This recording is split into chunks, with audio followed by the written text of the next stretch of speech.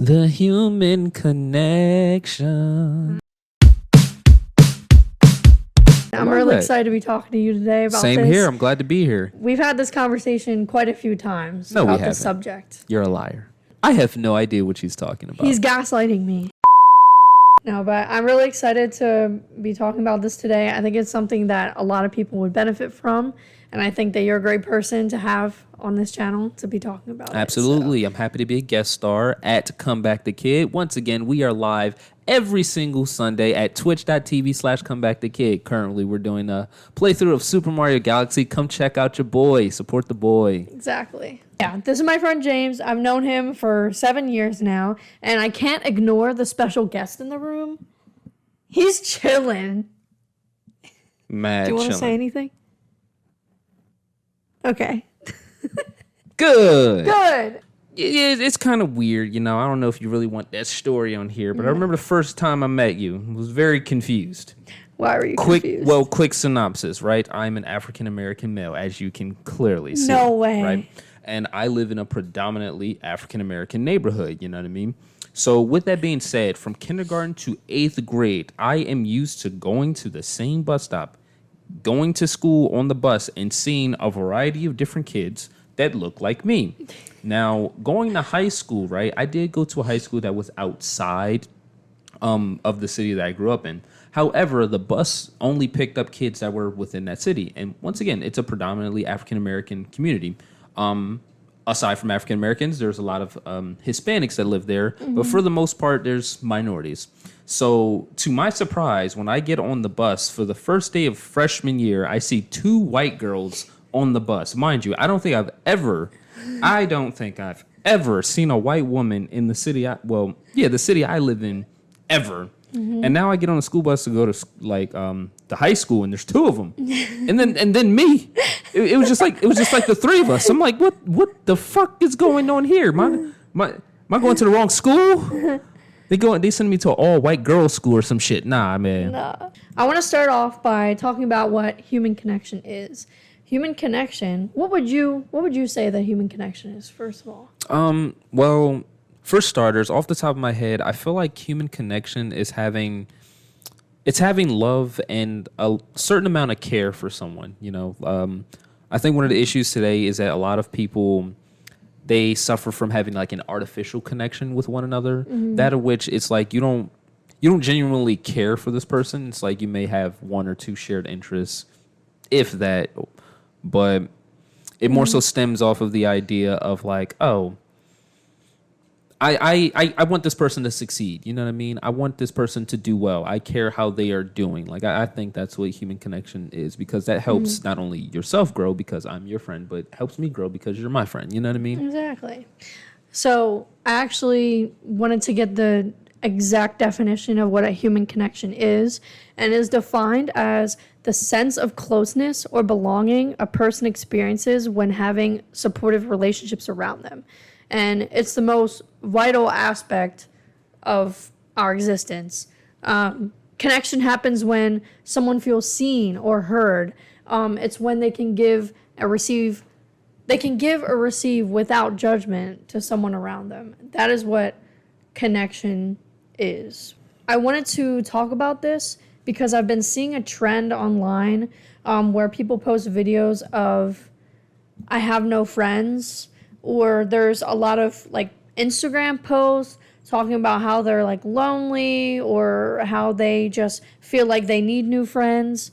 So I really think that people can benefit from this video today because we're going to dive into a lot. We've, as a society, have gone through a lot of not just societal changes, but many other changes. But I really have noticed how our etiquette and our norms and just how we as a society are.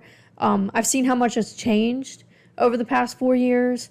Granted, I can't compare how we are as people now compared to like 2020, nor can I compare how we are now to like 2023. I think every year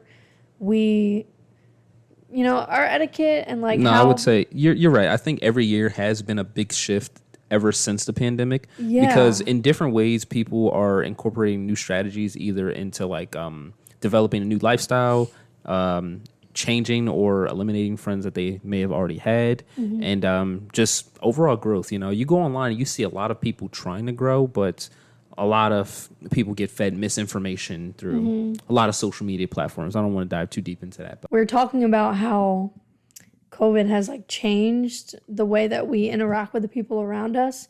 What do you think is like the biggest thing that you've seen in the past 4 years that have really changed? biggest thing I've seen.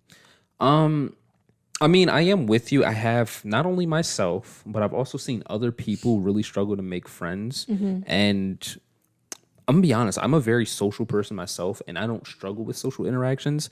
But now, recently, that I'm kind of getting back into school and whatnot, it is kind of really difficult to make genuine connections with people.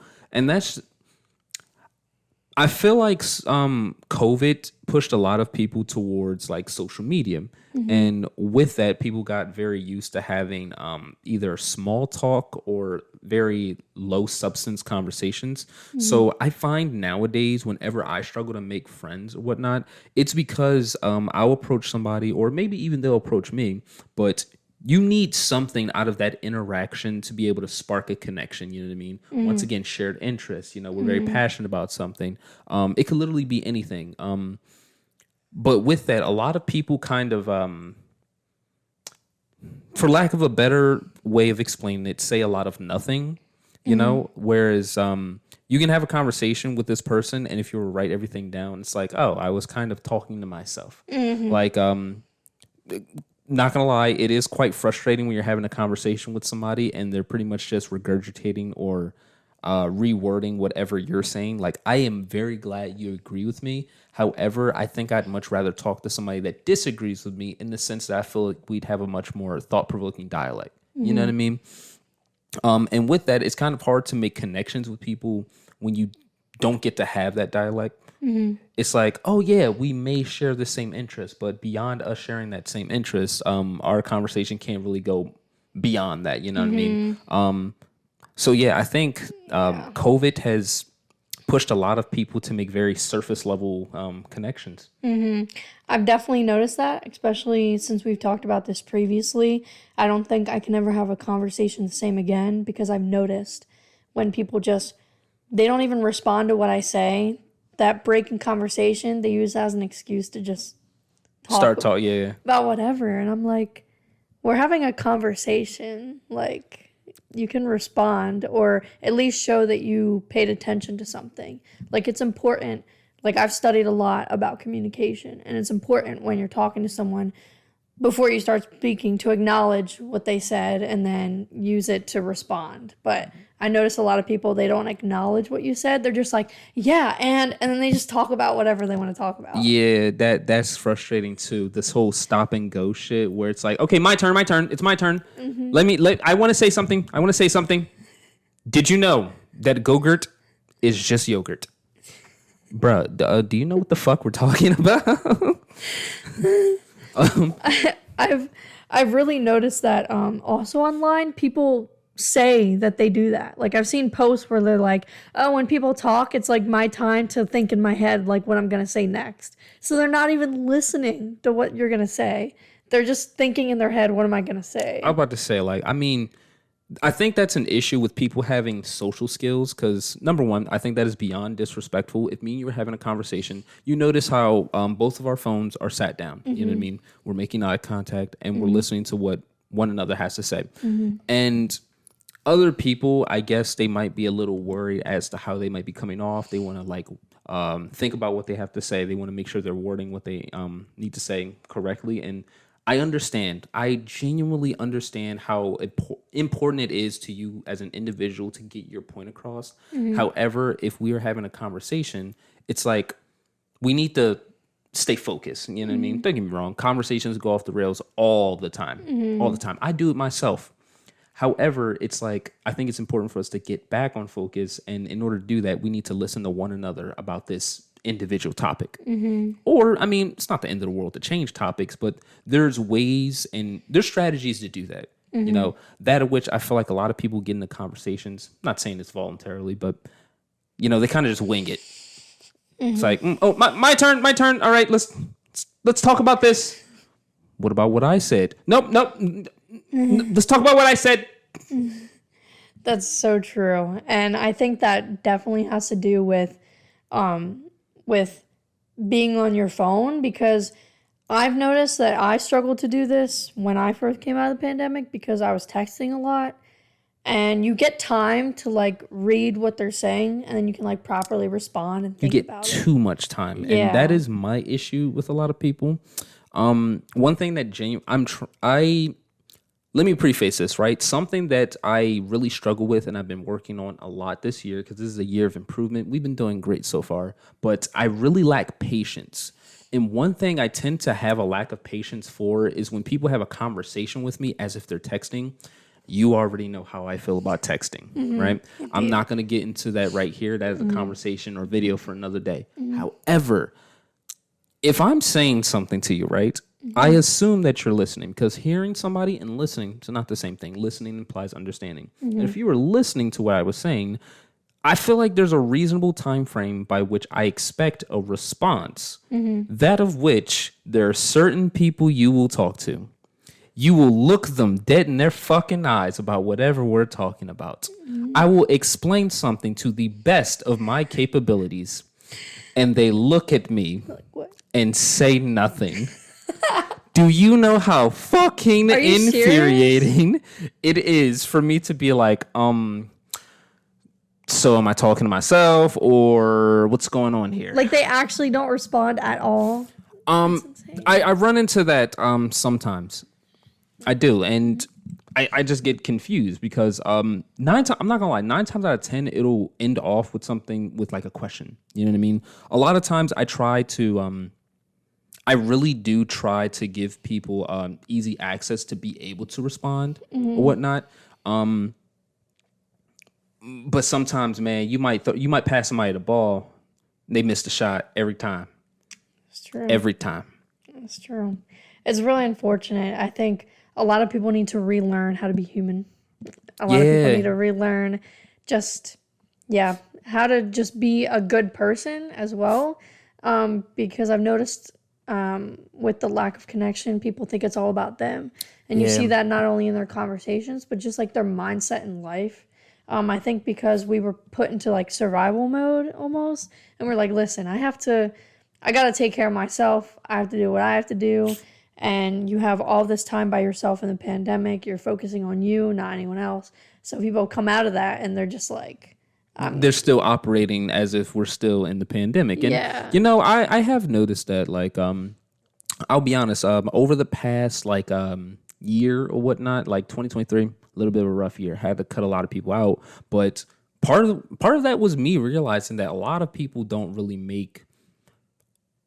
I don't know if this is the best time to talk about this because I know we're talking about friends and stuff like that, but some people won't make you a priority in their life while you're making them a priority in your life. You know what I mean? So obviously not just COVID is the reason. I'm sorry. Obviously COVID is not just the reason why people are struggling to have social skills.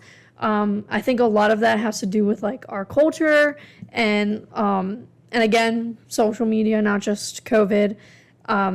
Also, I think it just comes along with the decade, if that makes sense. Like, in the 90s, people were friendlier than ever, and that's for a lot of reasons, whether that's like economically, like our country's doing good, and like technologically, like we were coming out with like all these like new consoles and ways for people to bond. Just like the 90s culture was just like really different than what it is now, like extremely different. Like, I'm not going to compare back beyond the 90s because I feel like that's not even possible at this point. But I'm comparing the 90s because they had technology, but they were still connected. And I think that that's really interesting because now, like, we've been so consumed. And that kind of goes along with our culture because as time goes on, we just want more, not just socially or whatever, but like we want more things. Like our supermarkets are getting bigger. There's like warehouses everywhere. People on TikTok or wherever, there's influencers trying to get you to buy things that you do not need. There's so many things I see now where like people make me feel like I really need this. They're like, "Do you not have this in your life? Well, you're doing everything wrong." And I'm like, "Can we just go back to like more like simpler living?" Like, and to relate this back to connections, it's like we just want so much from a person as well. That's true. That is So, 100% true. I don't even want to just talk about what people are lacking, but the fact that like some people just like they just expect you to hit like every mark as a friend. And when you don't do that, they're like, I'm gonna ghost you. Like people don't know how to end a friendship. They don't know how to like properly move on either. There's like what? Did you do that? No, I mean, Okay. I was having a conversation with someone else about this a while ago. So it's just funny this being brought up because I remember I let them know. I was like, yo, in the event that you don't want to be friends with me anymore, that is 100% fine. Like, two things. Number one, it doesn't have to be malicious. You know what I mean? I understand you are doing your own things and going in your own direction in life, and it doesn't necessarily correlate with with the direction that I'm going and what I'm doing in life. So if we have to part ways, so be it. I am more than fine with that. But if the event comes that I don't want to be your friend anymore, I'm gonna let you know. I'm gonna be brutally honest. You know what I mean? Like I'm not gonna be an asshole about it and be like, hey, hate to break it to you, but I don't really see us sharing that connection anymore. I'm kind of moving on with my life. And so be it. I don't think that's the end of the world. However, the amount of people that feel comfortable just ghosting you is that is insane. That's part of the reason why I don't like texting. Like I don't like the idea. Like I know, no offense to anybody, but I'm calling shots, bruh. I know you have no hobbies. I know you do nothing all day. You're probably on your phone scrolling on TikTok. And if I text you asking you a question, for people that know me, I tend to not text. So if I text you a question, it's probably imperative and you just look at it, really. You don't fucking respond. Are you kidding me? Now, once again, I'm not the type of person that's on my phone all day. So I give you some leeway as to like, okay, you respond in this amount of time, that amount of time. It is what it is. Yeah. But I know you've seen it. Yeah. Why is it normalized to see a text message and not respond to it when you saw it? I don't understand that. Because, listen, if I respond to your text messages like 5 hours after I got it, I was probably asleep. If I responded to your text message like 30 seconds after I got it, I was probably on my phone. You know what I mean? Like, I feel like that's how communication should be. Yeah, You know? definitely. I think you're a rare person right now because I feel like I don't know a lot of people that are confrontational and that they will just say they don't want to be friends with you anymore. And I think that's an effect of COVID and a lot of things. People aren't confrontational. They don't want to upset anyone or like hurt anyone's feelings. So they don't want to tell you they don't want to be friends with you or they were bothered by you. They just want to like ghost you and like have it out of their hands. Whereas I think that's really mature that you do that is like, I'm just going to be honest. I'm going to be open. I'm going to tell you what I need to help benefit both of you because it's not fun to be strung along either. So I really do like that you do that. And I think a lot of more people should do that as well. And I think that as far as ghosting goes and like people responding, people are always like, I'm too busy, man. And you're right.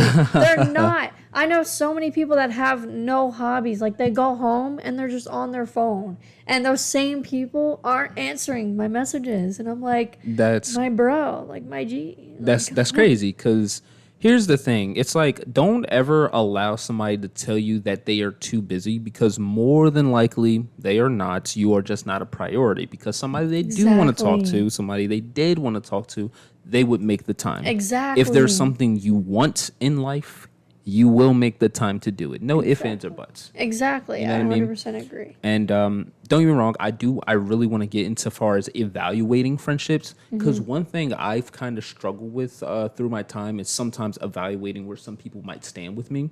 So I will do this, not exactly ghost somebody, but I will distance myself when I'm not exactly sure if I'm like, all right, is this the breaking point or can we fix this? You know what I mean? Because I'll be honest, I think this is hella immature for anybody that's in a relationship with them.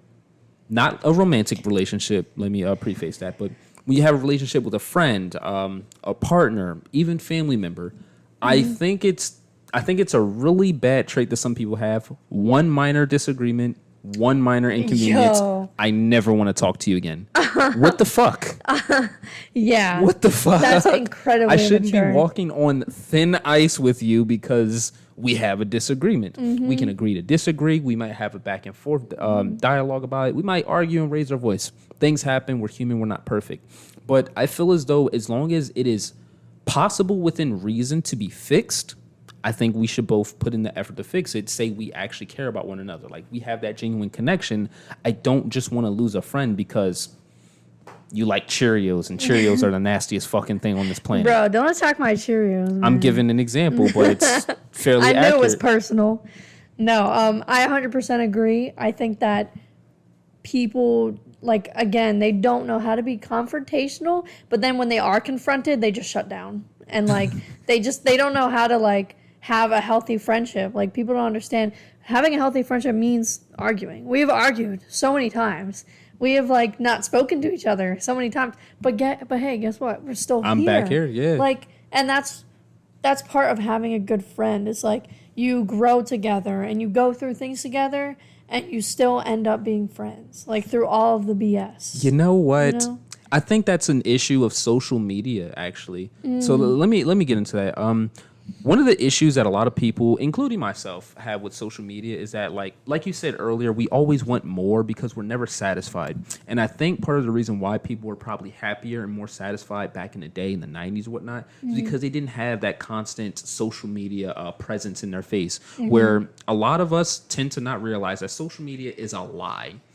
Yeah. Social media, actually, let me go back a little bit. They say that comparison is the thief of joy. And that is no more true than with social media, because all you do when you go on social media is you compare yourself to other people.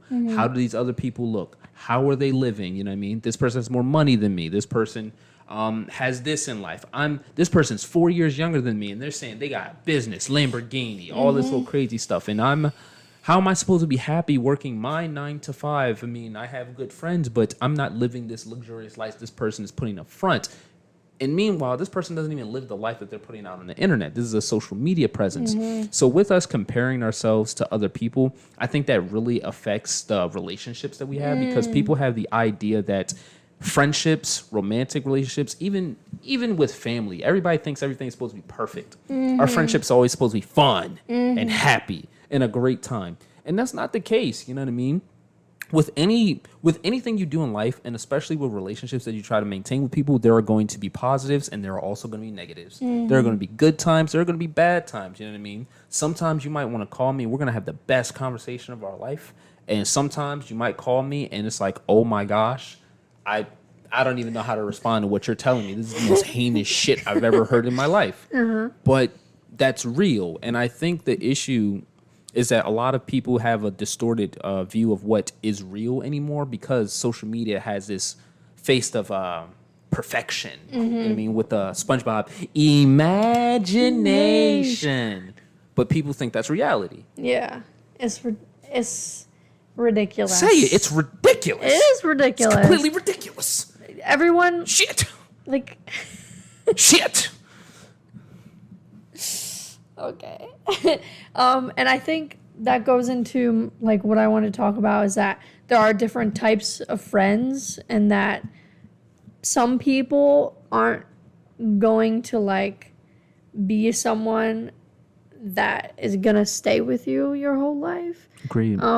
And sometimes a disagreement will kind of be that discovery. Like, It'll open your eyes. Yeah. Like, it'll open your eyes, because you're gonna have a disagreement and they're gonna be like, I can't handle this. Like, I can't believe you believe X, Y, or Z. And that's how you know, like, they were never there with you from the beginning. That's what I believe. I think that people that are willing to, like, leave you because of, like, one small thing, I don't think they were never there for you. Like, I think being real shows who's fake. Like, if you are real, you are your real authentic self, and someone leaves because of that, they were never there with you because they never liked the real you. They liked this version of you in their head. So when they start to learn more about you, even like something simple like Cheerios, you know, Yeah. and they can't handle it, that says more about them than about you. you know? No, agreed, because I think one of the most disgusting things on the planet is when somebody agrees with me too much. Like, that's hella suspicious to me. The reason why the reason why I say that is because whenever I get into certain conversations, like I had mentioned earlier, there are those people you'll talk to and it's like, oh, I'm talking to a fucking wall. And the reason why I say that is because whenever we have that back and forth dialect, it's either what I'm saying is furthering what you're saying, or we're bringing up a new idea and then we're bouncing back off each other on that. Yeah. But it'll more so be, oh, I have this idea, this is how I feel about it. And it's like, yeah, me too. Then I feel this way about this idea and this. And yeah, me too. And it's like, oh my gosh. Are you listening to what I'm saying, or are you just a yes man? Do you genuinely agree with all of this? Because I feel like that, how likely is it for you to agree with everything that somebody has to say? Like, that's very unlikely. I don't necessarily base my friendships based off of like 100% shared interests. Like, don't get me wrong, I have a variety of different interests, but we don't share any interests. I think it'd be difficult to really maintain a bond with somebody. However, I feel like we need to be able to like have a healthy disagreement, you know what I mean? Multitude of different reasons. Number one, I think it's important to know if your friends can handle having that disagreement with you. It can be pretty scary when somebody's like, oh, you don't like this, you need to die. Oh, yeah. You're a bad person. Can't believe you. Or there are some people that genuinely don't like the idea of having friends that disagree with them in certain aspects, and I'm like, I don't understand why that's an issue. Personally. Well, I think it all comes to like values. Like if some people have a prioritized value that's really important to them, and then you go against that, a lot of people, I think all of us, like deep down, we feel as though if someone doesn't match like our core beliefs and values, then like we can never really truly get along because those values are just so important to you. And I agree. But, like, does everything need to come at a cost of, like, your friendship? Like, does every belief that you have, like, is it really, like, that important that, like, someone, I don't know, someone likes being outside, but you like being inside? So you're like, oh, we can't be friends because, like, we can never go out. Well, to be fair with that, I can kind of see that because me, I'm in the middle. I like hanging out indoors, and I also like hanging outside, so I can do either. But I can imagine running into issues in which I want to go out with one friend or have fun, whatever, right? And they never want to leave the house. Yeah. But I feel like it depends on the severity. You know what I mean? Yeah. But that's like a perfect example because friendships are all about compromising. So if you are going to be selfish and you're only going to be like, all right, we're going to stay inside and you're going to like it because this is what I want. But, like, if your friend, like, let's say we're having, like, a birthday, right? Me and you both prioritize, like, being there for people, right? Being there for our friends. So if I'm going to have a party, like a birthday party or a graduation party outside, and they're like, I can't go out. I can't. Like, that's like, all right. You bitch. Like, I'm going to draw the line there, I think, and, like, we'll have a conversation. But, like, if you're not going to compromise and show, like, you truly care about me and you just care about what's making you comfortable, it's like, okay, you have to give a little or else. No, I 100% agree. For all of you anime fans and you've watched Full Metal Alchemist, real shit, humankind cannot gain anything without first giving something in return. To obtain something of equal value must be lost. And I feel that, bro, because I'm going to keep it a buck, right? Getting into a little bit of a personal area, right? And I was talking about this a couple days ago, but I cut a lot, bro. Cut a couple people off because of my birthday, I'm not going to lie. You know how fucking crazy that is? Like, birthdays are really important to me. I always, if you want me to be there for your birthday and I consider you a friend, I'm going to be there. I'm probably going to be late. The J-Dog is... Actually, I've been working on it. I've been really good at being on time for stuff recently. But... You know, I might be late. I have my own shit going on, but the point is, I always show up because I like to be there to make memories with people. You know what I mean? I think that's very important. And the fact of the matter is that everybody's busy when it comes around for my birthday. And it's like, okay, I see where I stand in your life, my brother. Indeed, no, I agree. Because I've also cut a bunch of people out, and I'm very I care a lot about my birthday. For those of you that don't personally know me. And I make that known to my friends. I really care about people just showing up. Not even for my birthday, but like for big events. If I tell you that something really means a lot to me, like you shouldn't just immediately be like, sorry, I have plans or something. Like, I definitely have had some people in my life that I've told something to them like a month in advance. And they're just like, I'm going to have to check my schedule. And I'm like, a month in advance? Like, are you serious right now? And if I tell you it's important to me, like, come on now. But I think that that comes along with, like, just people being so, like, self-absorbed. Yeah. Like, they're just like, oh, well, like, what I have to do on that day or whatever is just more important to me. Like, yeah, that's kind of crazy to me because, like, don't get me wrong, it really depends on what it is. Like, for example, I don't remember the specifics of it, right? But I remember there was this one event and I wanted to do something with a friend. It was important to me. However, it was like their mom's birthday was on the same day. And it's like, bro, that's your mom. okay, yeah, You know what I mean? sure. I feel like that's fair. Yeah. But you doing something you do on a regular, it's like, I can't make it to... I can't make it to your graduation. I want to go to the bar. Like, nigga, you can go to the bar next week. You went last week. You can go another month. Now, what do you think about, like, work? Like, if I tell someone in advance of something, but they're like, sorry, like, I have to work. I feel like work is an excuse to a certain extent. So it depends on how much time you gave them to, like, you know what I mean, get off. Because you know how some jobs are with trying to request off, getting coverage or whatnot. Like, niggas don't need to get fired in this economy. However, if you give them enough time and you know they're just using that as an excuse, like, I'm gonna be honest, you should be able to let me know with, like, if I give you enough time to let you know when this is, you should be able to give me enough time to let me know that you can't make it because there's no possible way I can get off of work. Why did you let me the day of? I've been waiting for you. Now you can't show up. Yeah. Oh my god. Oh, now you're at work. Like, Oh, now you're at work. I'm sure you are. Yeah. All yeah. right. No, Have fun, buddy. No, cause I'm about to have a graduation party, and there's already like some people that are like, I have to check my work schedule. I planned this, so like I planned this party at the end of May. This is in July, the party, and they're like, I have to check like if I gotta work, and I'm like, I don't know, man. I just felt like it wasn't an excuse, like. That is crazy. They're just trying to put that out there to save their ass. Yeah, you know what I mean? for sure. I'm not gonna lie, you was kind of on my ass about that too, but I was like, bro, I literally can't get into the request off thing right now because I lost my password. Oh, dog, no. So I waited to like RSVP once I could get in, but it's like, yeah, once I got the request off, I'm good to go. Exactly. Good to go, buddy. But like, you know, I believe that like real friends will like show up for you, like, Or at the very least try. Like, though you you'll know what I see mean? their effort. Like, that's what I'm saying. Like, their effort is like showing up in a way. Like, if they couldn't make it to one thing, like, you'll know and like hear from them later, and like they'll show up in like a different way. You know, and I think that's important. But so that I wanted to go back to like talking about the types of friends because I was studying before this, and I was reading Aristotle. Oh, that philosophy. Aristotle said that there are 3 different types of friends. There is utility, pleasure, and virtue. And he says, for a perfect friendship, friends must know each other thoroughly.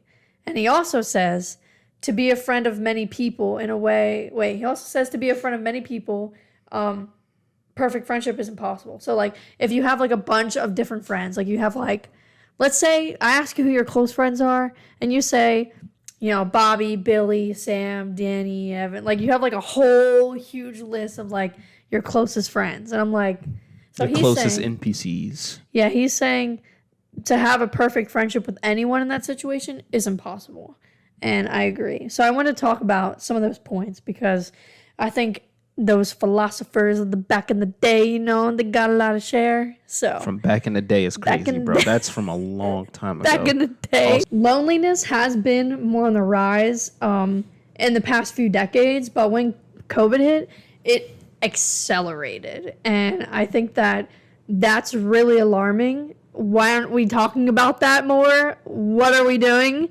And also the fact that kids are growing up in this decade, like living like this. Kids are getting access to social media at 4 years old.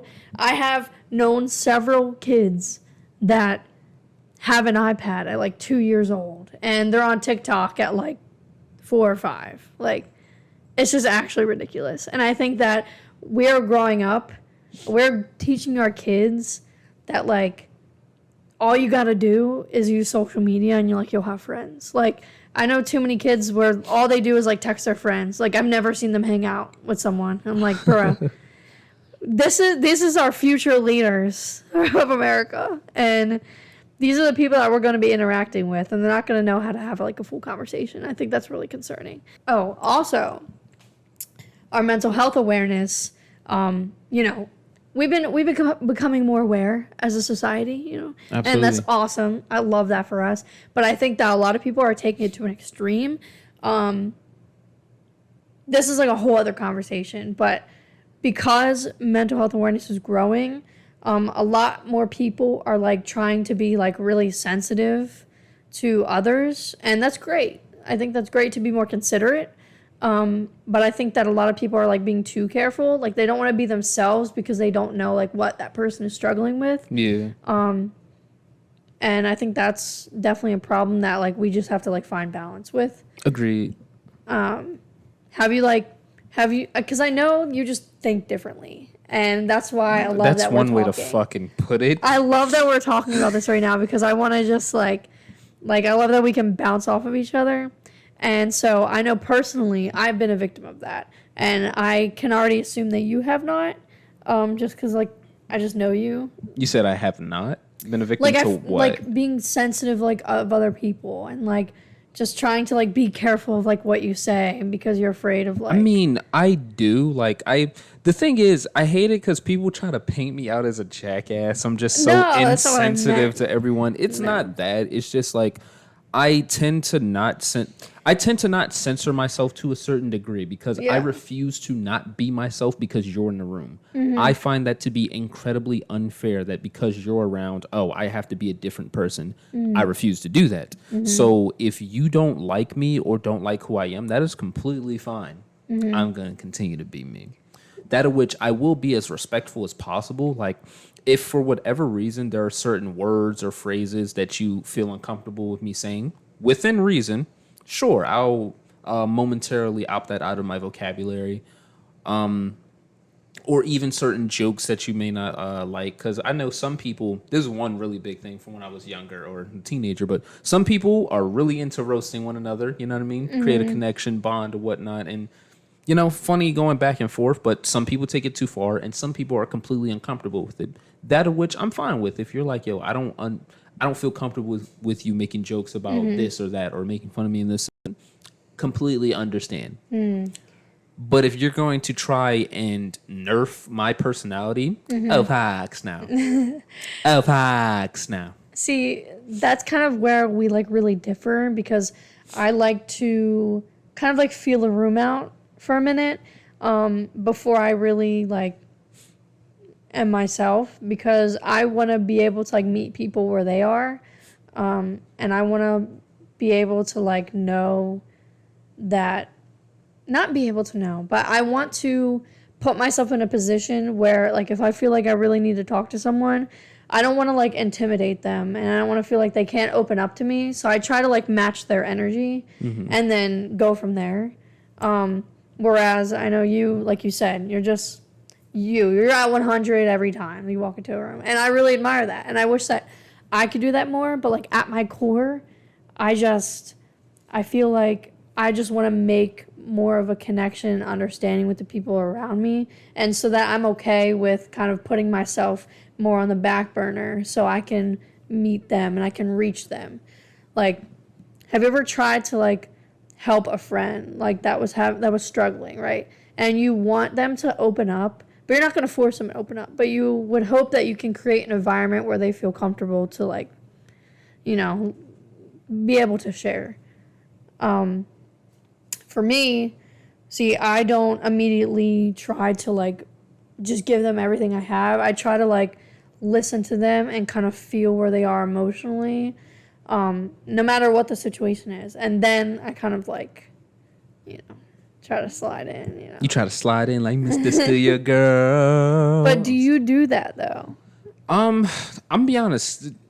I'm not exactly sure if I'm picking up what you're putting down, but I will say I feel like I do to a certain extent. Like, I'll be 100% honest. Like, I will genuinely tell you what I know I'm capable of and what I can provide for you. If you don't want it, or if that's not helping, you can 100% let me know. I'll fuck off. You know what I mean? But I mean, a lot of times I tend to acknowledge that sometimes people need their space. If they really want to or need to, they'll come to me. You know what I mean? So if you need to talk to me about something, you'll hit me up and be like, all right, bet. You know what I mean? We can talk about it. You know what I mean? Far as creating a space where they like feel comfortable opening up, I'm not exactly sure because I feel as though I don't necessarily do that, but I don't know. A lot of people tell me that I'm a comforting person. I think that is the most ridiculous fucking statement. Like, I don't think I'm a very comforting person. I get it though, because I think it's the fact that you're consistent. Like, they know what to expect. Like, they know what they're getting. But for real, like, I think that when you're someone that is just so wavering in like how your behavior is, I think it can be very like discomforting to go and talk to you because you don't know which James you're gonna get that day. But like with you, like I feel like most of the time I can expect like the type of James I'm gonna get. You know what I mean? Understood. Obviously, we're not always like one specific way every time, but you get what I'm saying. Yeah, right? that do. Yeah. And I think that is a perfect transition into like talking about those types of friends that I was just talking about, because there are, three types, as I said: the utility, pleasure, and what's the third one? I'm about to say, yeah. And virtue. When we like, okay, for me, when I gotta feel out a room and I gotta feel out like where this person is, I'm also in my head trying to categorize like where are we like as friends. And what I mean by that is like not everyone's a close friend. I'm not just gonna call up someone and tell them like if I'm struggling. I'm not just gonna call up like anyone and like tell them what was going on in my life. Like some people, are at a distance compared to others. And I think that kind of categorizing your head like what a person is to you is like really important, and categorizing like where your friendship is, because I've definitely met people that every person they meet is their best friend. I'm like, have you met people like that? Yes. Yeah. I've had people, one conversation. You like cheeseburgers? Yeah. Oh my God. Yeah. And I think that people get your energy a little bit confused because they think because you're so energetic and like you're very friendly, people kind of take that as, well, the vulnerable people take that as like you're gonna be like really good friends, like you really like that person, and like it's not that you don't like them, it's not that you can't be good friends, have that connection. But yeah, like no offense, nigga, I don't know you. You can't force a connection at all. Oh my gosh. Yeah. So utility is like friends where we can like benefit off of their presence, or like benefit from them in some sort of way. We're getting something out of that friendship. I get that. Yeah, like either this person's fun or funny to be around. Maybe they're providing you with a ride to school or work. Yeah, more like that. Not more so funny, but that they're providing something for you. Like maybe you do get a ride from them, or they help you with your class, or they help you with something. Those are the type of friends where like because they're benefiting you in some way, you think that because they're helping you, you think that you can be like really good friends. Like they're helping me in this way, they can help me somewhere else. Like they can be my best friend and like come hang out with me. Sometimes those relationships don't blossom like that. Like you're only there for a purpose, and then once that purpose is over, like that's it. On, man. It's like having work friends and school friends aren't like actual friends, like outside of that. Oh my gosh, having proximity friends in general, I feel like almost never really go anywhere or prosper. Like, if you are actively trying to make friends, I think you should put yourself in an environment with people that have a shared interest, or people that are possibly also trying to make friends. Because if you are just trying to make friends with the people that you are surrounding yourself around, there's a boundary between those friends for sure. And the second one would be like friends out of pleasure. So that's like when you have fun with them. I have friends where like solely would play games with them, but like nothing really beyond that. Or I have friends from school that I like went and like hiked with. Like we were always there because we both liked hiking. We had fun doing that. Those type of friends. And again, those don't necessarily mean, or those friends aren't necessarily like your close friends just because like you find enjoyment doing something with them. Like that's cool, but like you can't force a connection. I just want to keep saying that. And then the third one, Virtue. Yeah, it says these are the people you like for themselves who typically influence you positively and push you to be a better person. This kind of relationship, based as it is on the character of two self-sufficient equals, is a lot more stable than the previous categories. Okay, that makes sense. So these are people, like these are your close friends, I think. I would hope so. Yeah, so these are people that really benefit you, that like when you leave the room after talking to them, you feel like energized and like more happier, like more yourself and more just, I don't know, just you just feel better. That is a way to put it, man. Yeah. Why? How would you put it? I don't know. Going back to what we both were sharing. I'm sorry, but you kind of described having a conversation with like drinking a Red Bull. Like I feel energized. because as you were talking, and I also have gone through a similar thing, is we both went through a time where we had to like let go of friends. And recently I've discovered I have kind of outgrown people, and I've realized there are some friends I feel like really like after I hang out with them, I just feel more energized. And you say it's like verbal. I get what you're saying. Like some people definitely don't like I think one thing that's very important with friendships is like a balance or whatnot. And you can definitely feel energized, say somebody is actively providing towards you, whereas you can feel drained when you have a friend that's just take me. Yeah. You know what I mean? Exactly. I have 100% felt that. Like I'm gonna be honest, that's kind of how you lose a friend, because like there's no reason after why I'm done hanging out with you. I'm like, oh, I kind of don't want to see you anymore. Yeah. I don't want to see you again. God damn. Yeah. That was for rough. Sure. Shit. Right? Like you're actually fucking annoying. oh my gosh. Yeah. I definitely like. I didn't realize there were certain people that were draining me.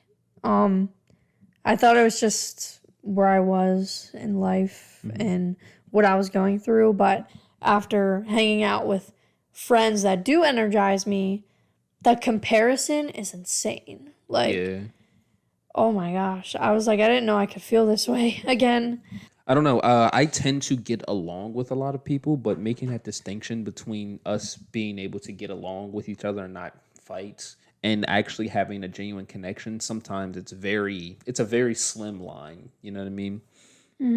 And I don't know. Some people I think are like super neutral, like not necessarily that they're like balanced in the sense where it's a give and take relationship, but more so it's just like this person kind of just exists. Now, me personally, I've experienced that a lot because I feel like me and you are very similar, but also very different in a lot of ways. For example, we're both very extroverted, so when you don't hang out with me, right, you have other friends. When I don't hang out with you, I have other friends. One of the difference between us is that you tend, or at least I've seen you kind of try and like mingle everybody together and have one really great big friend group, kind of like a family, you know, like a friend family. Me, I kind of like to keep my friend groups like separate and stuff like that. And with me being in different friend groups, I've kind of noticed how there's kind of like that person that's either an outlier to me or even the entire group. They're kind of just there. Like they're not taking anything from the group, but they're not giving anything either. Like they're kind of just around because the friend group formed and they just happen to be there. I have no genuine connection with this person. I try to have a conversation, goes nowhere. You know, want to hang out and this group hanging out. Well, fuck me, I guess. So then that's a perfect transition into how do you define a friend? Like, how did you make that distinction between that outlier and then everyone else? Well, sometimes like I tend to have this conversation with you, but I also like to have it with other people. But sometimes I think it's very important for you to take time out of your day to reevaluate where you stand in people's lives and where people stand in your lives. And far as me, one of the biggest things I find to define a friend is reliability. I feel like if I can't rely on you to a certain extent, we are not friends. You know what I mean? For example, I've given this example before. I will say it again. In the event that I think I am going to do something bad and I need advice or whatnot, honest to God, I'm not going to call somebody that's not going to answer the phone because then that's probably going to possibly perpetuate the bad decision or, you know what I mean? Like, I feel as though, while you shouldn't be up my ass and like always there necessarily, I should feel like, okay, I can call this person and they'll probably answer. You know what I mean? I've done that. I've gone through my phone multiple times. And I'd be like, if I call this person, will they answer? Probably not. Well, I'm deleting your number. Guess what? To this day, they probably still don't know that I deleted their fucking number. That's crazy. But, you know, reliable, being a priority in in each other's lives, like genuinely caring about that person. Like, I think I make it very clear to people, I don't want you to be up my ass because I am an individual. Like I like to live my own life. I like to do my own thing. But when we do reconnect, let's catch up with one another. Let's spend time together. Let's enjoy each other's presence and genuinely care. Like, I want to see you be successful. Like I've told you this before. I'm very proud of you because you finished college. You know what I mean? Like that's amazing. I want to see the best in you. You know what I mean? I feel like that helps our friendship. That also helps me greatly. You know what I mean? It's very inspirational. Being able to have a thought-provoking conversation, that goes very far with me. This is something that's more recent, but I've kind of added that to the requirements of like friendships because before I feel like I was a little bit more shallow. It's like, you know, if you were fun to hang around, sure thing, right? I.e., you know, junior year, remember? One friend? Yeah. But going beyond that, I've noticed as I've gotten older, you kind of start to outgrow people because there are certain things you want in life, certain things you value, certain goals you want to achieve that don't align with other people. And that is fine. You know what I mean? You can keep moving in the direction that you want to, but I refuse to allow you to hold me back in whatever I'm trying to achieve. Those are a few of mine off the top of my head. What about you? Well, those are definitely great things that I also consider as well. I'm more specific on like what defines a friend. Like I want someone that will care about me and that also like I can have some sort of like intimacy. Intimacy in that we can share about our lives. I think that those two things are like really important to me because if you're going to show like caring, right? Goes back to someone not putting an effort if they don't care. Someone not like showing up. Someone not answering the phone. They don't care. That's caring is like number one. And then number two, intimacy is like when we do talk and when we do connect, is it all about you? Or are we both learning about each other? Are we both getting something out of this conversation that we're about to have? I think I like with friends of utility, like you both get something out of what you're doing. But then beyond that, like, do they ask, like, how you are? Do they ask about, like, your life or, like, what's going on? Or is it just about that subject and then it's over? Yeah. Like, that's the difference for me right there. I can clearly define when someone's a friend if they're not actively listening to me and, like, actively, like, responding to what I'm saying and, like, you know, having that conversation, right? You were talking about kind of like having someone you can have like fun with, and you're going beyond that. You want to have more thought-provoking conversations. I think that another thing is like having shared interests is really important. Like we can have fun, but like I also want to have a thought-provoking conversation, and I don't necessarily want you to agree with me, but I want you to be able to have that conversation with me. Like I want to be able to talk about what's on my mind. And again, like you said, not talk to a wall, not feel like we're just going in circles. I want to be able to have that conversation where like we're both benefiting each other. We both show that we care. We both are asking what our thoughts are about whatever. And we're also able to have fun. We're playing video games, right? Playing video games. We're both enjoying our time together. It's both something we're interested in. But while we're playing video games, we can either talk about our lives or outside of that, we can talk about our lives and talk more in detail. I think having that difference is like, it's really key for me. Having some sort of like shared activity that you can do together also like makes me think that someone's my friend. Like, if I have you in my life, right? But there's nothing that we like ever do together. There's nothing that you ever want to do with me or I ever want to do with you. It's like, how are we friends? Like, have you had a friend where, because you're not a texter, so I highly doubt it, but like, you ever have a friend that just texts you, but like you can never hang out with them, you never do anything with them, they're just there? Yeah. No, Exactly. I'm sorry, I cut that shit off very quickly.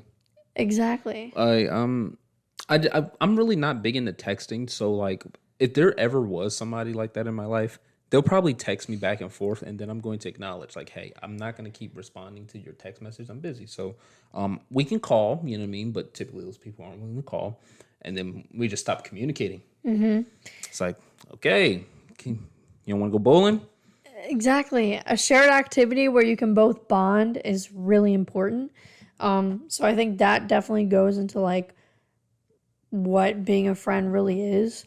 Now, granted, it all goes back to caring and having intimacy, but some of these things are really important. As I mentioned, having shared interest, shared activity, and also values. We touched upon that.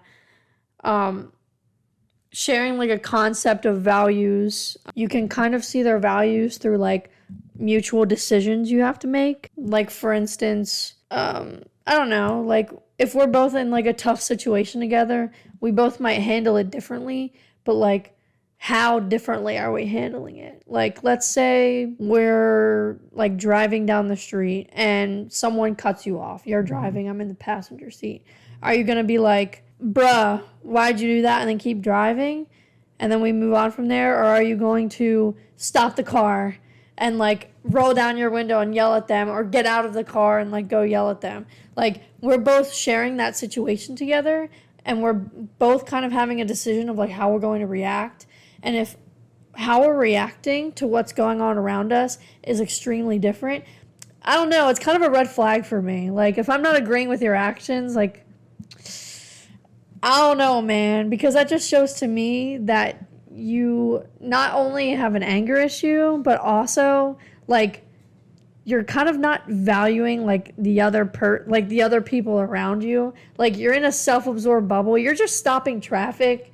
You're getting out of your car, and then you're just because he cut you off. Okay, yes, that was like a dick move, but like, you're gonna get out of your car and you're gonna go yell at him. Like, that just shows a lot about the type of person you are. So that's, I think, a perfect example. I think it's a perfect example, though, of like, of people's values and how, I don't know, just, okay, maybe not after one situation like that, you want to cut them off, but it's going to raise a red flag where you're going to be more aware of how they act. And if they do a few more things wrong, you're going to be like wanting to reevaluate. Like, are we actually going to be compatible here? Because everything affects everything. I think that if someone's going to act out like that, it shows how they are like deep down. And I think eventually, if that situation didn't affect you in that moment, that whatever that came from, wherever that came from inside, that's going to come up in another way, and it's going to affect you. Yeah. So, I mean, they do say how you handle one thing is how you handle most things. when I bring that up, because we were talking about values. So, do you see that in your own personal life? I do. One thing I would say that I value very largely, everybody knows this about me, I'm very big on respect. And I have certain prerequisites as to which I do expect from people. You know what I mean? If those boundaries are overstepped, that's completely fine. But once again, we're not compatible to really be friends if you feel as though you're going to either continue to disrespect me or even other people. You know what I mean? Like, one thing I have very little tolerance for is, like, say we go out to eat. People that are disrespectful to their waiters. I don't give a fuck who you are. These people are working hard. They're busting their ass, and you don't know what's going on in their life. You know what I mean? Like, it's unacceptable to be rude to these people. Now, granted, there could be things that are going negative on your end, but that's not how you handle that situation. Our food's coming out late. Server's not around. I understand. We're not coming back here. But I have very low tolerance for you thinking it's appropriate to tell this person off because you're upset. How is that productive for anybody in this situation? No, thank you, buddy. That's probably my biggest one. I'm really big on respect. You know what I mean? And I think that comes with like being mature. Like if someone's not on that same maturity level, they're gonna act out like that, you know. And I think my example was like perfect with respect. Like not only did that fake person, the fake scenario, not only are they disrespecting your time because they're stopping the car that you're in, but they're also disrespecting the person that cut them off. Doesn't matter if what they did was wrong. It's like, it's a mature decision. Just move on. You're also disrespecting the people behind you, people around you. So it's like, so if you don't necessarily, you feel personally, you're a passenger and you feel like you're not being disrespected, like in that moment, you're just kind of like, okay, I'm really taken aback by his actions.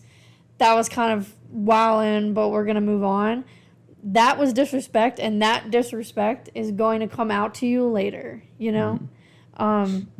So definitely respect is super important, but that's just a perfect example of like values. So I think everyone needs to make a list or like a mental list, or if you want to write it down, of what are like your top 3 values that are just, you can't let go of. You can't compromise those values for someone else.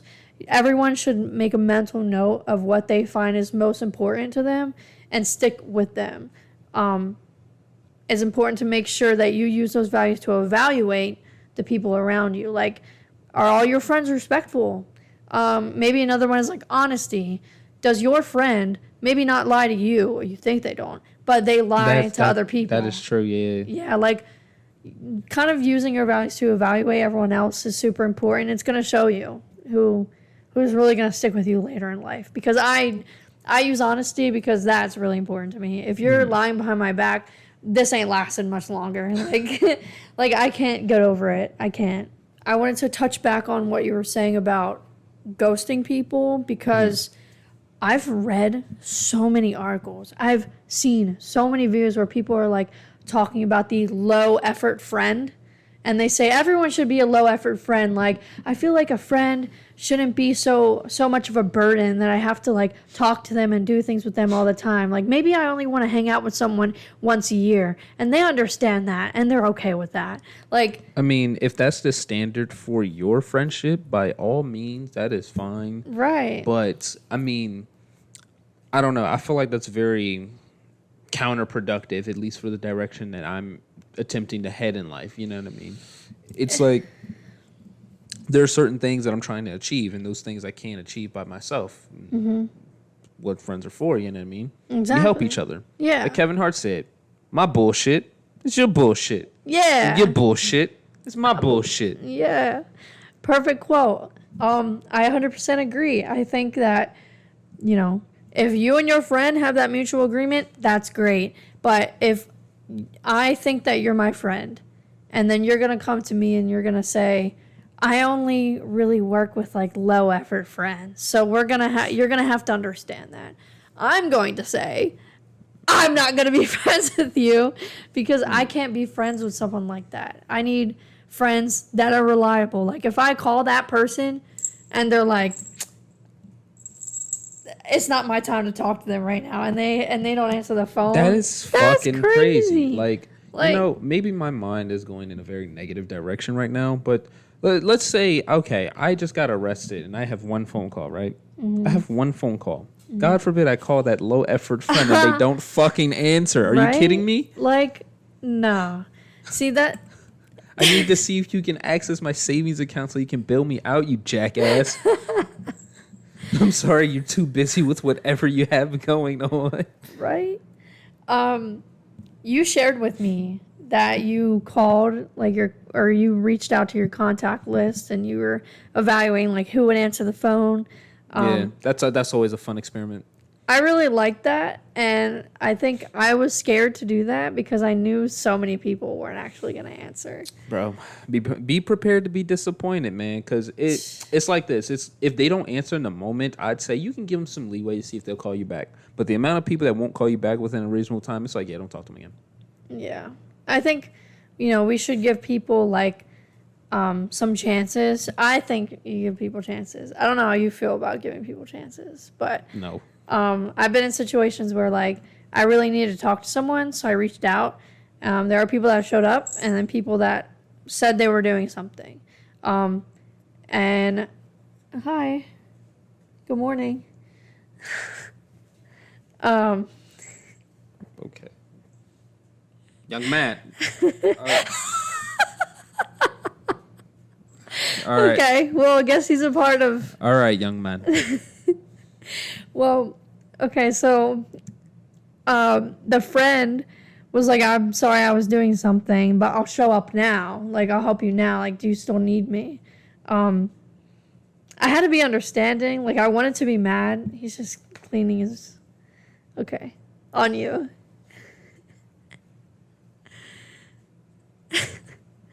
Okay. I had to be mad. Like, I had to be mad in the moment because I was like, I really needed you, and you're going to be like, I'm doing something. But, like, I had to give them a chance because I was like, all right, like. Okay, hold up. I do agree in being reasonable. Like, yeah. If I call you and you don't answer that first time, you're going to let me die? You're going to fucking let me die? Are you serious? Like, no, it's not like that. But it's like, okay, say I'm testing my contacts list, right? I call this one person. They don't respond. Tomorrow rolls around. They never called me back. A week goes by. You still haven't called me back. That's ridiculous. Nigga, I am not a priority in your life. You don't care about me. No, it's true. Something could have seriously been wrong or happened, and you have abandoned me. Fuck For off. real. Like, what? Yeah. And you know what I'm thinking of right now? What's up? Your 16th birthday, when I had something already planned. No, that was your 18th birthday. When I had something already planned. It was a retreat that me and my friends already like paid for and we were going on. And unfortunately, it was during the time of his birthday. Of course you're upset, like you're not there for me on my birthday and you find it's your 18th birthday. You want people there. But you didn't like hold that grudge and you weren't just like, I can't believe you didn't go on this trip. Like, well, yeah, I mean, I was salty at the moment, but I understand. Yeah, like I think that is something that you can be reasonable with. But like if I made like a birthday, literally my graduation like is the example, but if I have like a birthday, my birthday comes around once a year, same day every year. And you're going to say that you were already too busy or like you took your vacation days like on my birthday, but I had already planned for us to do something and I told you about it, but then you're like, oh, I'm going to go do something else instead. It's like, I don't know if I could be reasonable, but I don't know. I understand that. It's like, I think there's a lot of compromise that comes in having a healthy relationship with somebody. And one of those things comes in, sometimes you got to do shit you don't want to do. You know what I mean? Even if that's with a friend, it's your friend's birthday and they want to do an activity you don't want to do. Within reason, I think you should be there for them. You should do that thing with them. Like, if, for example, this year, my birthday comes around, I want to go to the fucking circus. Let's go to the circus. You know what I mean? Yeah, and I'll go. You may not enjoy going to the circus, but it's not about you. You know what I mean? In that moment, it's their birthday. It's about them. Indulge in whatever activities they want to do. And I don't like the idea that sometimes, this doesn't necessarily happen with birthdays necessarily, but it can just happen in general where people will let you know if they'll hang out with you. They'll be like, I'll let you know if I'm available, but they're more so trying to find their best option. Yeah. I think that's incredibly disrespectful. It's like, I could be doing something else that might be more fun. And if that is the case, then no, I'm not going to hang out with you. But, you're my last option. So, I have nothing else to do. I'll hang out with you. That's ridiculous. It's crazy. Like, you should definitely follow me on Twitter because I got some bangers on here. I post quotes all the time. And one of those quotes, I seen it on TikTok. It said that some people hang out with you in their free time and some people free time to hang out with you. Another difference. Yes. Another difference. Yo, clip that right there. I think that's so important in distinguishing the difference between a friend and a fake friend. Yeah, some people will not prioritize you. You're around when it's convenient. A friend is not a friend if you can't connect with them. Okay, so then what is the bare minimum for you? Bare minimum, that's difficult. You know what I mean? Because how I see it, it's like there's levels to it before you reach that like like I look at it as in like ranks, you know what I mean? And it's like you're not in the platinum, diamond, and like master rank yet. That's so true. I'm sorry, I'm bringing up Street Fighter ranks. So I've been playing a lot of Street Fighter recently, but you know what I mean? There's different levels to it. So like if it's the bare minimum, I don't consider you a friend. Is essentially what I'm getting at. Like if we can have a conversation together, that doesn't mean we're friends. We're associates, you know what I mean? Like, oh, we both work at the same place, we play video games and we talk about it sometimes. Okay, cool. We're associates. You know what I mean? Going beyond that or whatever, right? Then, you know, there's like different levels to it. Beyond an associate, it's like I'd say like a proximity friend, like somebody I only talk to in this. I'd say there's somebody that I have like a better, like more solidified connection with, but it's like we don't really talk outside of this place. We don't really hang out, but it's like we can have we have the opportunity to have a thought-provoking conversation. We do have shared interests, and there's potential to be friends, but we aren't really. Like I tell this to people all the time. If I only talk to you in school, like we only hung out in school, we're not friends. If I've only talked to you at work and we've never hung out outside of work, we are not friends. You know what I mean? You are a coworker, work friend at best. You know what I mean? And that is completely fine. I will say this, far as like bare minimum to like be labeled the whole friend thing, we have to have hung out once. We have a shared interest. You know what I mean? I feel like you're somewhat like a reliable person. Like I can call you, text you. I mean, we have that bond, you know what I mean? And it's starting to develop in its earliest stages. You know what I mean? Not saying I need to know everything about you.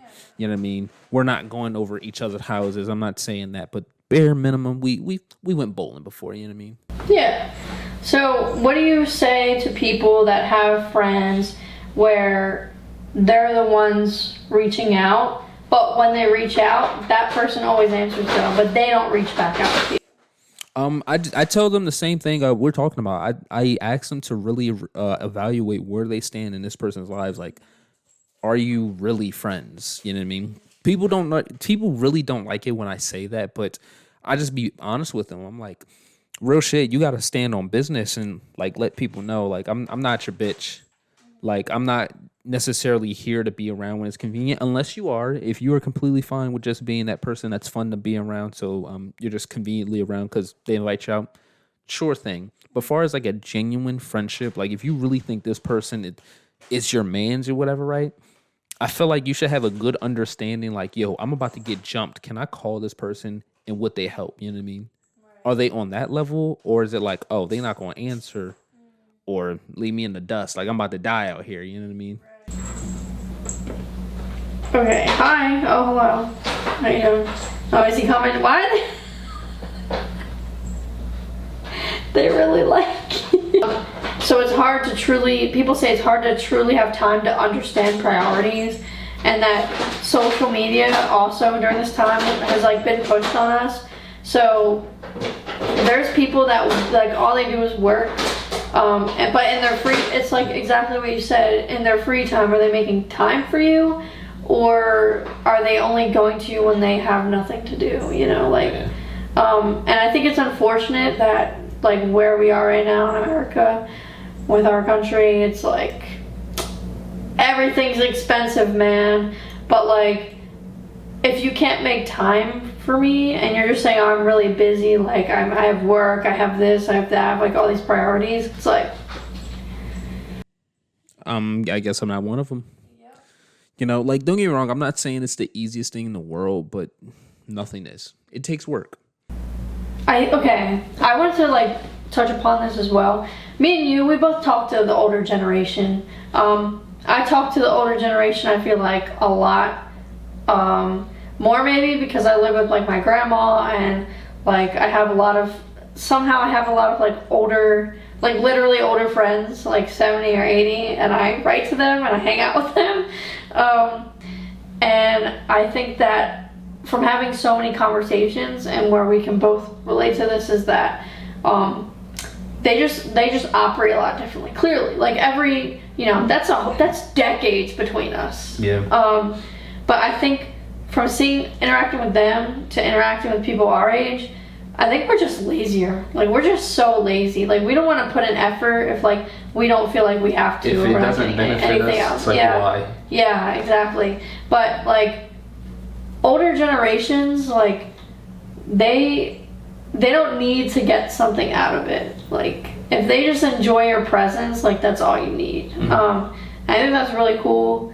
I think we need to learn from it and go back to old times, because it kind of goes along with, like, our dating etiquette as well. People think that if the first date doesn't go necessarily well, you didn't have the best time, you can't connect with them, like, you shouldn't give them another chance, and, like, that's it. Dating, and hear me out, it definitely depends on how the date went, but if just because you didn't fully enjoy the date doesn't necessarily mean you're not compatible. People take time to get used to someone, take time to get comfortable around someone. So people that want to just cut you off, not just in the dating world, but friendship wise, the minute that, like, you don't provide what they're looking for, I think is really toxic. And we just see that way too much in every part of our lives, like socially, whether that's dating, friends, family as well, you know, co-workers, our bosses. Like, I don't think that people give each other what they would want someone else to give to them. I think the minute it becomes hard, they give up. They want to give up. Yeah. And I just think that's just awful. Like, I know so many older people that have had relationships. They've been married for, like, decades. They have friends that they've had since they were kids. But then our generation, and maybe, like, millennials too, they don't really have that. Like, they don't have those, like, long-lasting relationships. And again, long-lasting relationships, like marriage, is not for everyone. But I think that reflects a lot of who we are as people right now. Like, we can't hold on to something, you know? That, honestly, I've noticed that with, like, friends as well. One thing that's very disappointing in my eyes is when you make plans with somebody and it's not an issue when you cancel. It's an issue when you cancel last minute, because most of the time when you make plans, for whatever it may be, you plan your day around that. You know what I mean? Like, this is the event of the day. This is what I'm doing today. You know what I mean? So there are other opportunities I had that I were like, no, because I would consider myself be a pretty decent friend. So if you asked me to show up for this, yeah, there might have been a different or better option, but I told you I'm going to be here, so I'm going to be here. I committed to that. I expect you to have the same commitment, or at the very least be mature enough to be like, hey, yo, I can't make it within a reasonable amount of time. And don't get me wrong, shit happens. Like, I've had to cancel on people before, for whatever reasons. Like, something will happen, and then it's like, but there are some people that will do that consistently. Like, they will consistently shut you down, like, right as they were supposed to be somewhere with you, and it's like, what the fuck? Kind of just waste my time. Now what am I supposed to do? Exactly. Like, that's kind of goes with being self-absorbed. You know, it's like, okay, maybe your time is more flexible, but that's disrespectful to think that everyone's time is flexible, especially on your time. Agreed. So, I mean, you say you're going to do something, at the very least, try your best to. A lot of people really don't like to commit to things. It's because commitment takes effort. It does. It does. And we want that effort. Like, after the pandemic, right now, you're seeing so many people that are saying they don't want to be lonely. Like, they want to have stronger friendships and they want more out of their life, but they don't want to put in that effort themselves. Yeah. I saw that in college. Like, people are like, oh, I can't make friends in college. What are you doing to try and make those friends? Yeah, I feel that. I can't stand it when people are like, I can't do this, but I don't see you trying to do this. I get very annoyed with that, because it's a difference. It's different when you complain, but you're actively trying, because that's frustrating as fuck. That is very frustrating. I understand. I can relate to that. But it's like, if you don't do, you don't get.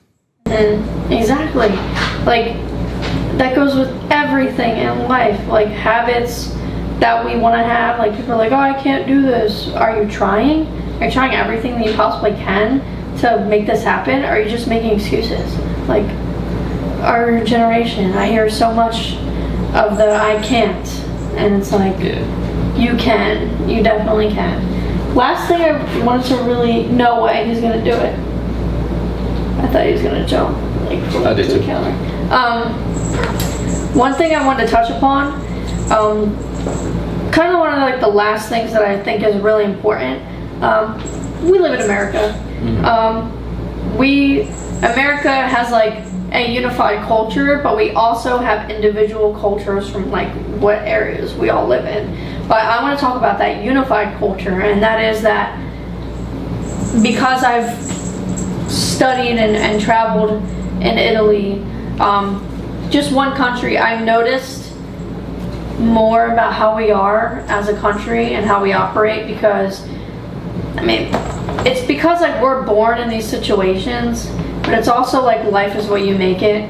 But in Italy, like there were a lot of third spaces. So because our American culture is just really different from the rest of the world, I feel like I can compare this to one country that I've traveled to, which is Italy, because a lot of Europe has like the same. A lot of Europe can like relate with each other, and one of those things they can relate on is third spaces. Do you know what that is? I do. Okay. It's a third place you go aside from home, and aside from your occupation. A place you go just for like recreation. You know what I mean? Either have fun, relax, or to do whatever. Where else can you go to possibly meet another human being? And a lot of people struggle to make relationships with people is because they don't have that third place. You either go home with your family that you see all the goddamn time, or you live alone, and you go to work with your coworkers that I'm sure you love so much. You need to get some fresh air and go somewhere else. And for me, a lot of times, I'm not gonna lie, I go to B-dubs a lot. Yes. I'm serious. That is my third place. You know what I mean? Like, there are different people. Like, I go there to watch the game, and I just relax after work sometimes. Sometimes I'll have me a tasty beverage. Other times not. Sometimes there'll be other people that come up to the bar. We're watching the game together, making conversation. It's like, yo, the NBA playoffs are off. We're all having a great time. It's a nice experience. And I've seen people also make friends there. You know what I mean? Like, oh, yo, you really like football? I really like football. Hit it off right there. You know what I mean? And I think that's very important for a lot of people to have in their lives. I agree. A nice place to de-stress from all the struggles and responsibilities of life. I agree. And I think that's why I loved Italy so much, because kids, they have places to go there. Here, we would go to the mall. Like, and I thought it was just me, but when I looked it up online, there's a significant amount of people whose childhood hangouts would evolve not just about being like around being in a neighborhood playing outside, but would be like going to the mall because like they wanted to go in like a safe inside space. So the mall became a place where a lot of kids would go to just like congregate. And that's not the best place to be all the time. There's a time and place to go there. But in Italy, and many places in Europe, they have like plazas, they have squares that kids go to and they hang out. They all really love you. Wow. But why? You can't make this up. This is not scripted. But yeah, so there's plazas and squares that kids go to and like events happen. People perform, people dance. Like you just go there to hang out. You go to cafes and like meet people. You go to like bookstores. Like Europe is walkable. You could walk and meet people and hang out, and everything is so accessible, especially with their transportation. Here, a lot of people live in suburban areas. A lot of people live in the suburbs, okay, where every house is a copy-paste, where you have to drive. If you want to walk, it's like a day to walk to your local Walmart or something. That's not even a park or like some other social gathering place. And I think that's just really, that really affects how we live socially as Americans, is that we don't have a lot of third spaces we can even go to. And if we do, they're far. Like we have to go out of our way to go there. And that's why I love the city, because being in the city, I have access to so many places I can just exist, like outside of here and work. And I love that. And I think that's really important in building social connections and building social awareness. I think it's really key. So I wish that we could fix that. But something that we all could do is trying to seek out that place if we don't have it. And talking with your friends, seeing if you guys could all meet somewhere. On a regular basis. On a regular basis, right? Like my dad, shout out to my dad.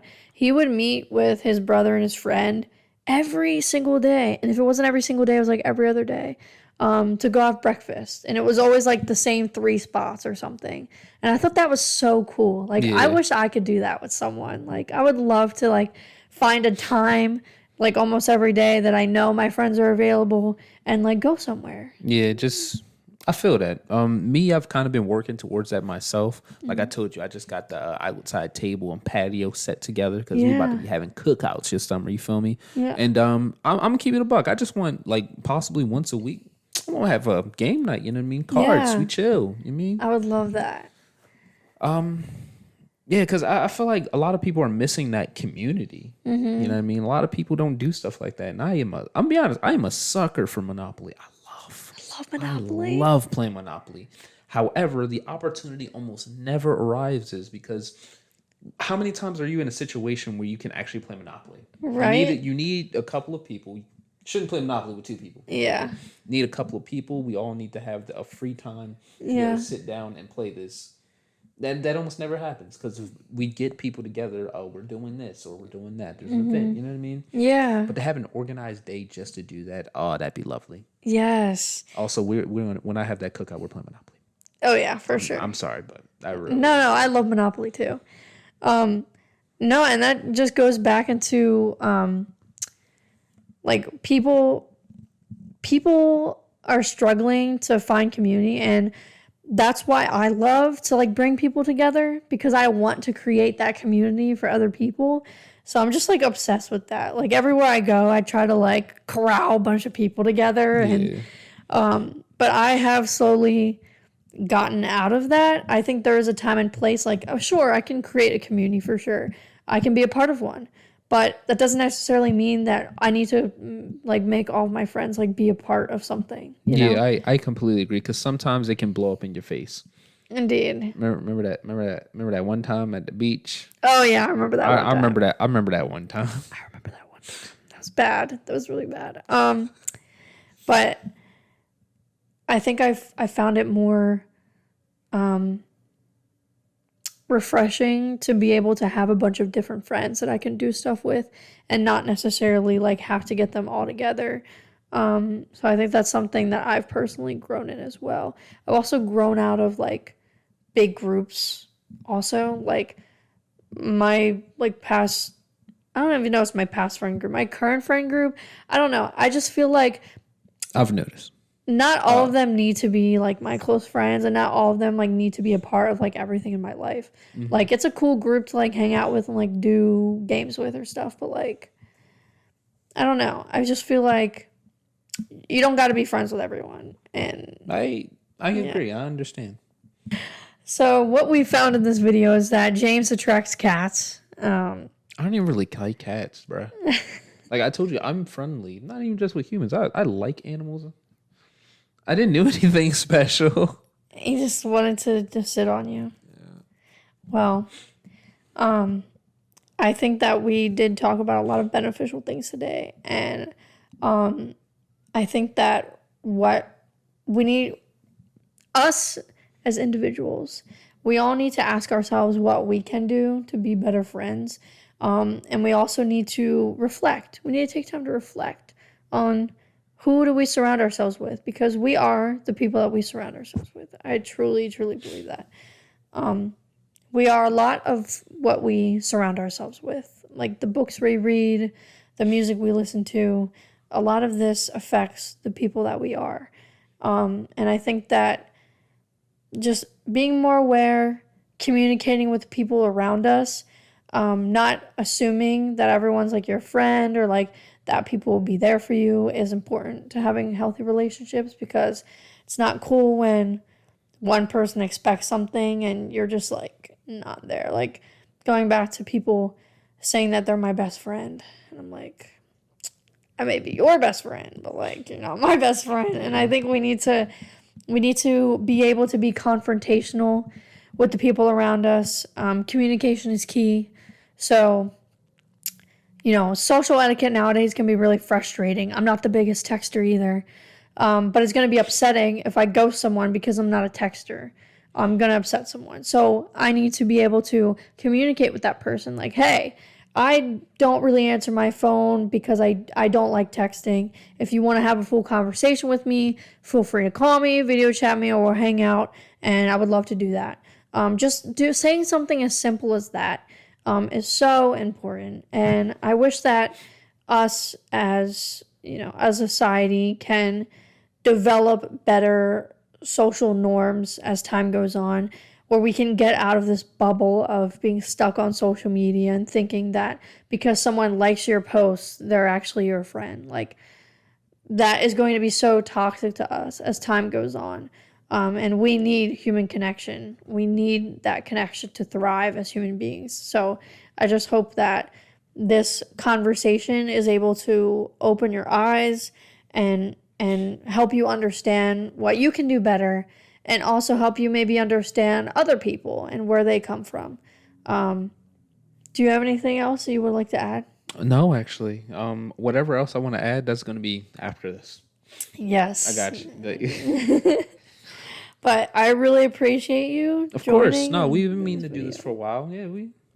Yeah, I'm super excited. I hope that this video is one of many where I'm sitting down and having a conversation with someone. I have a lot of ideas of things that I want to do.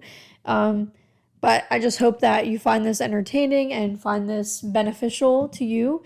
So please give this a like if you like this video. Feel free to comment down below. Any thoughts that you wanted to share about this, I would love to respond. Also, feel free to give James a follow, a subscriber. Shout out at ComeBackTheKid. That is my social media on YouTube, Twitch, and TikTok. And you can follow me on Instagram at ComeBackTheKid_. There we go. Yep, we are live every Sunday on Twitch, and I pretty much post almost every day for our shorts, TikTok, and Instagram reels. And we're working on doing weekly videos on YouTube. Not yet. We're trying. It's a process. And with that, I would like to conclude this video. Thank you guys for watching. We really appreciate it. And I'll see you in the next one. Catch you later. Take care. Yo, remember when we were kids? All right. That was fun. What?